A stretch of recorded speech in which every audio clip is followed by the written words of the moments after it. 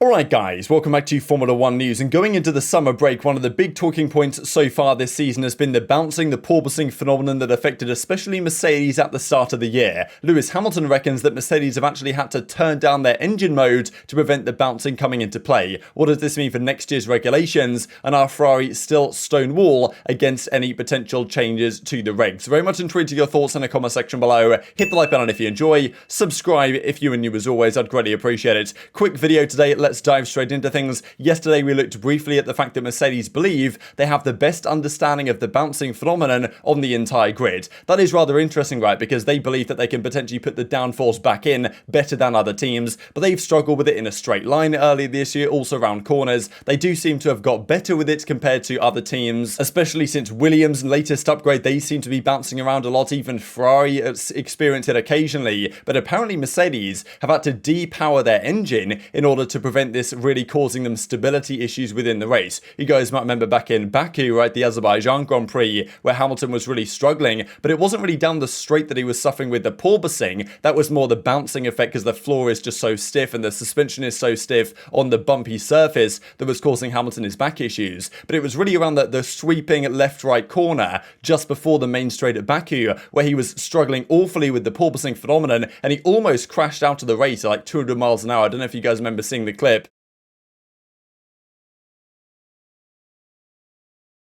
On one of the opening laps, because the bouncing was just giving him, like, the downforce was disappearing and he was struggling to hold the car, got a massive oversteer and managed to correct it and stay on course, but that kind of scared him a bit for the rest of the race and he lost that time to Gasly. I don't know if you guys remember this even, but they now believe they understand it on the straight and seemingly in the corners, and maybe that means over time that they can start to power the engine back up. So what we've seen so far from Mercedes in terms of engine power might not be their full potential, and as Hamilton was describing here, a fantastic interview actually with Heikki Kovalainen, former teammates actually back in the day in 2008. They meet up on the Hungaroring this past weekend to discuss various topics, but the clip I wanted to share here was specifically where he mentions that the depowering of the engine has potentially held them back somewhat. Your car has not been competitive enough. How do you feel about it?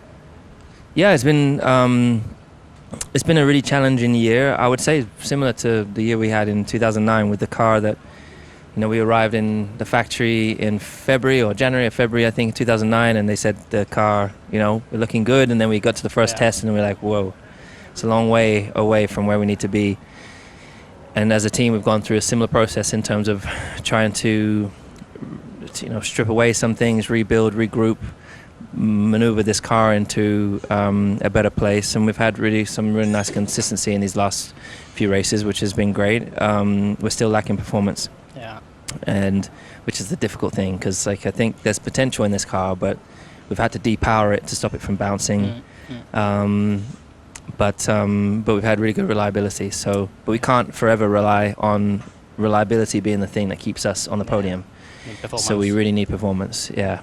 So if that is now the case, that Mercedes understand the porpoising to such a degree that they can ramp the engine back up to where they want to run it at, and like can deal with the porpoising without these artificial measures of effectively just reducing the speed, then that does bode rather well for Mercedes for the latter half of the season. The other part of this really is the whole discussion for next year's rule changes, because the FIA seem relatively confident that they'll be able to change the rules for next year to a certain degree to limit the bouncing. The idea would be that the floor height would have to be raised to a certain level, so that bouncing is, well, effectively less of an issue. Now, a lot of teams are saying, well, look, if you do this, we have to completely redesign a lot of our concepts for next year's car, because it will completely change how the aerodynamics of the car will actually work. But Otto says that it's nonsense to even talk about this topic anymore, because most teams don't seem to suffer with it, saying that, look, you can't change the rules now because the cars are already in a relatively advanced stage for next year. Plenty of development hours have already gone in, like a lot of capital expenditure has already happened. So we shall see if anything comes to light on this, because the rumor has it as well that Bonotto has said that, look, if the FIA try and change these rules for next season to help reduce the bouncing, that is, according to Red Bull and Ferrari, trying to work in Mercedes' favour, then they might actually try to protest it legally. But the FIA will say that, look, these are safety changes that, well, we have safety in mind here, and Ferrari and Red Bull don't necessarily agree. So,